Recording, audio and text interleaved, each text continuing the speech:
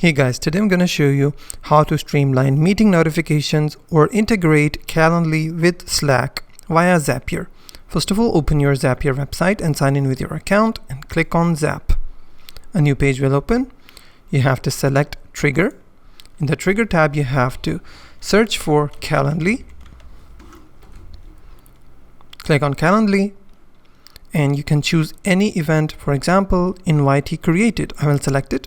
And then I have to connect my Calendly account by clicking on the sign in button. Once I've connected my account, and then all I have to do is click on actions. From here, I have to search Slack.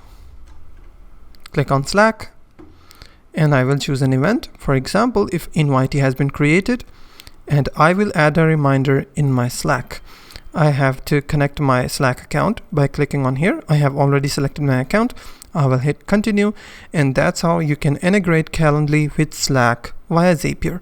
If you find this video helpful, please hit the like button and don't forget to subscribe.